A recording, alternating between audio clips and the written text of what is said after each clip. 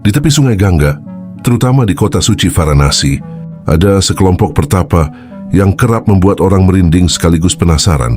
Mereka dikenal sebagai Aghori, pengikut aliran ekstrim dari ajaran Shaivisme, pemuja dewa Shiva, dalam wujudnya yang paling liar dan gelap.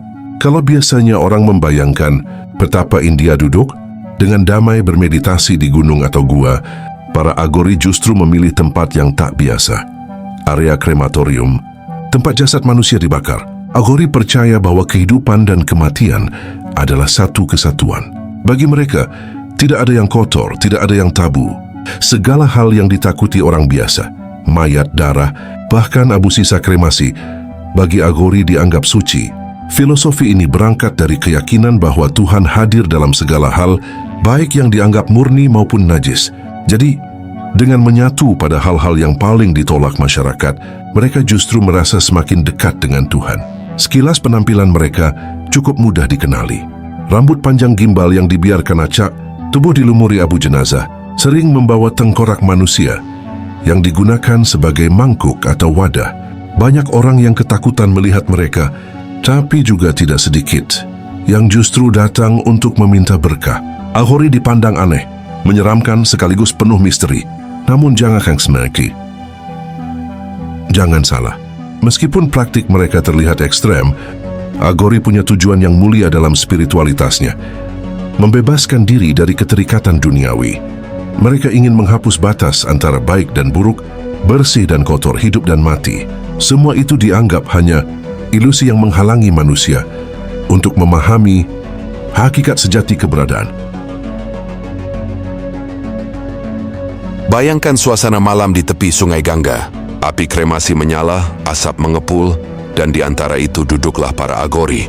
Mereka bermeditasi di samping jenazah yang sedang dibakar, bahkan kadang tidur di dekatnya.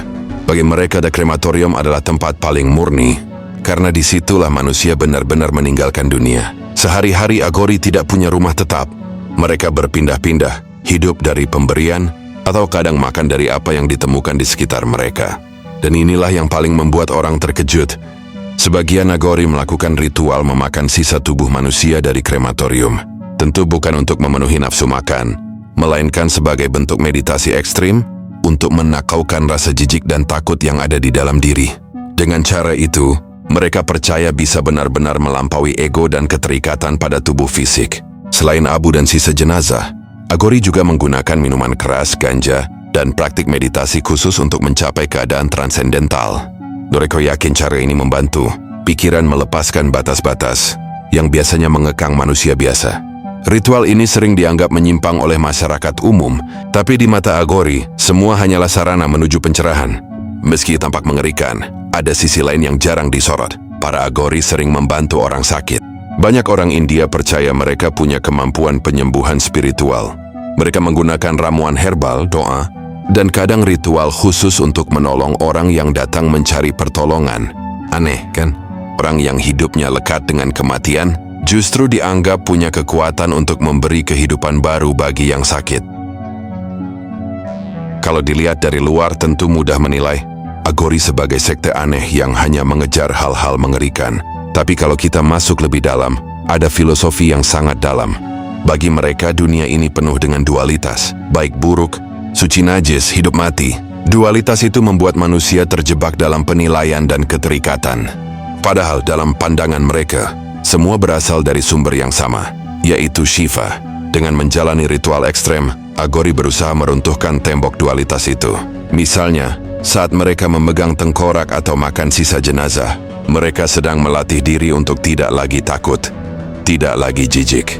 Mereka ingin membuktikan bahwa tubuh hanyalah wadah sementara, bukan hakikat diri. Dengan begitu, mereka bisa lebih dekat dengan kesadaran tertinggi. Bahkan cara mereka berpakaian dan hidup sehari-hari penuh makna. Tubuh dilumuri abu kremasi, bukan untuk menakut-nakuti, tapi untuk mengingatkan bahwa semua manusia pada akhirnya akan menjadi abu. Tengkorak yang mereka bawa bukan sekadar simbol menyeramkan, melainkan pengingat bahwa kematian adalah bagian tak terpisahkan dari kehidupan. Bagi orang luar, cara ini tentu terkesan gila. Namun bagi Aghori, justru orang yang sibuk mengejar harta, jabatan, dan kemewahan dunia adalah yang gila. Mereka memilih jalan berbeda, meninggalkan semua ikatan itu, Tinggal lebih ke mata saja sekarang. Uniknya, meski sering ditakuti, Aghori tidak selalu dihindari.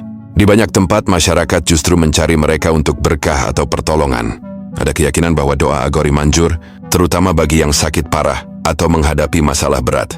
Kadang orang datang dengan penuh rasa takut, tapi tetap rela duduk di hadapan mereka untuk meminta penyembuhan. Namun hubungan Aghori dengan masyarakat tidak selalu mulus. Banyak juga yang menganggap mereka gila atau sekadar orang aneh yang menyalahgunakan ajaran agama. Bahkan di India sendiri, kelompok Aghori adalah minoritas kecil, jauh dibandingkan kelompok spiritual lainnya.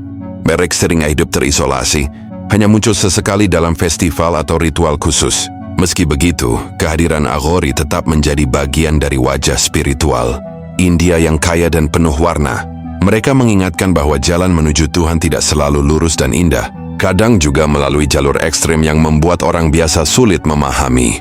Dan mungkin itulah daya tarik terbesar mereka, misteri yang selalu mengundang rasa ingin tahu. Hingga hari ini, Aghori tetap menjadi salah satu kelompok spiritual paling misterius di dunia. Kisah mereka sering dibungkus mitos, sebagian benar, sebagian dilebih-lebihkan.